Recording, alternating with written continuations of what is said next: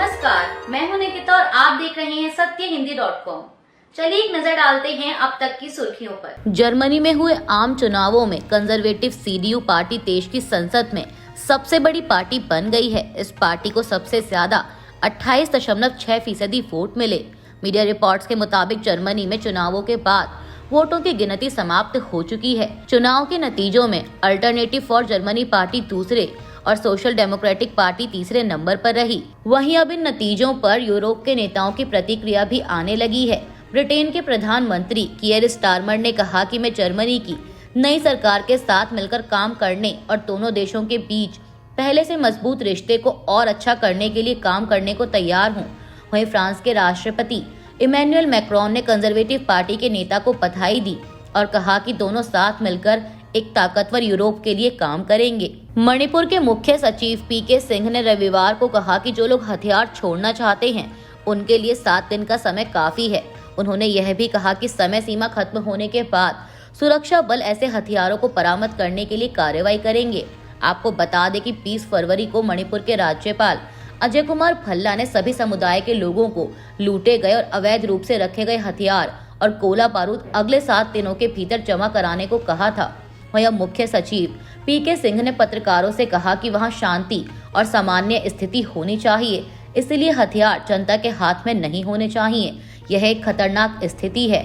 उन्होंने कहा कि सबसे पहले हमें हथियार वापस लेने होंगे, इसके बाद हमें जल्द से जल्द राजमार्ग खोलने, आवाजाही तेज करने के लिए कदम उठाने की जरूरत है। डोनाल्ड ट्रंप प्रशासन ने दुनिया भर में अमेरिकी अंतर्राष्ट्रीय विकास एजेंसी यानी USAID के महज कुछ कर्मचारियों को छोड़कर बाकी सभी को छुट्टी पर भेजने और अमेरिका में करीब 2000 पदों को समाप्त करने की घोषणा की है। बता दें कि इससे पहले भी वो इसी तरह का फैसला ले चुके हैं।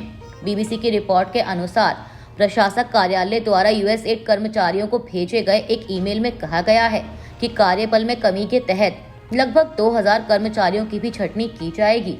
मीडिया रिपोर्ट्स के मुताबिक रविवार रात को भेजे गए नोटिस में महत्वपूर्ण मिशन पर गए कर्मियों और विशेष रूप से नामित कार्यक्रमों कर्मियों को छोड़कर सभी USAID कर्मियों को प्रशासनिक अवकाश पर भेजा गया है।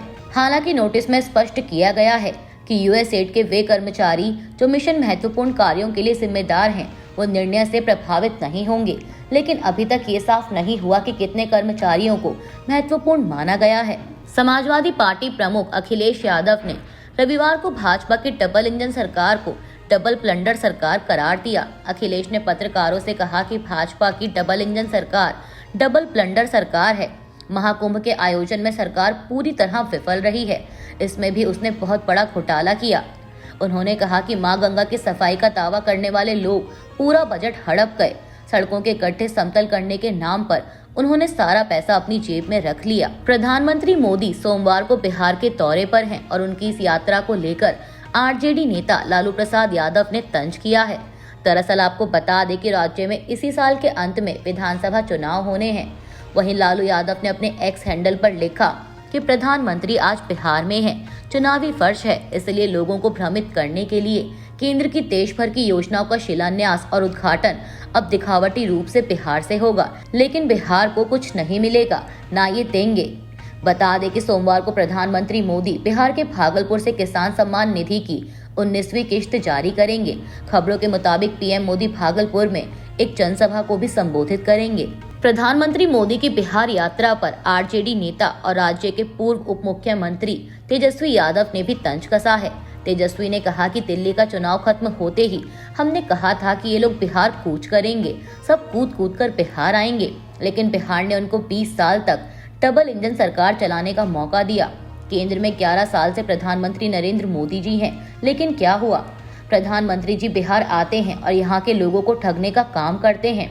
आते हैं तो कहते हैं कि चीनी मिल चालू कर देंगे, जूट मिल चालू कर देंगे, कहते हैं कि अगली बार आएंगे तो चाय यहीं की पिएंगे। क्या हुआ? कहते थे कि किसान की आय दोगुनी कर देंगे।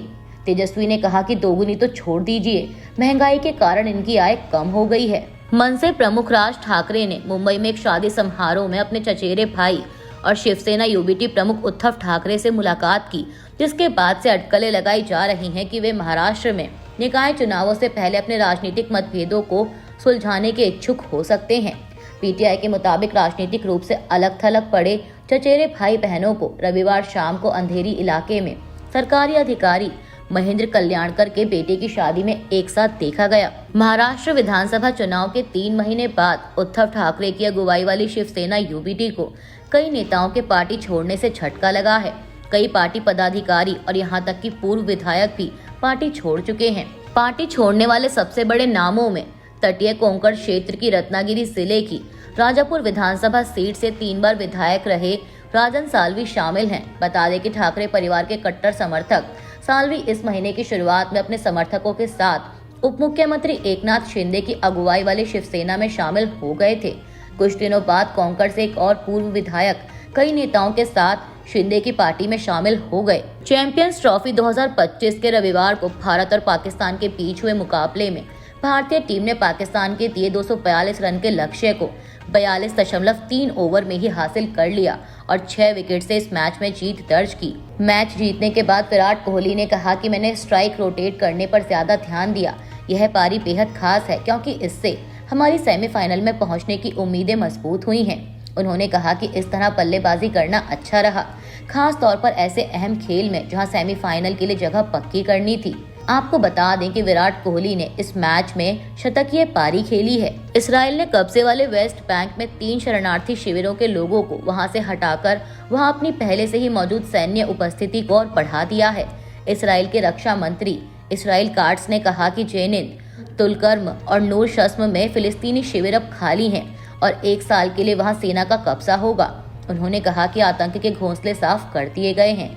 वहीं मीडिया रिपोर्ट्स के मुताबिक कई फिलिस्तीनियों को डर है कि इसराइल इस क्षेत्र पर कब्जा करने का इरादा रखता है।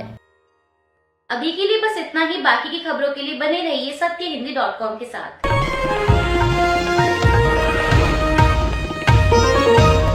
Copyright disclaimer under Section 107 of the Copyright Act 1976. Allowance is made for fair use for purposes such as criticism, comment, news reporting, scholarship, and research.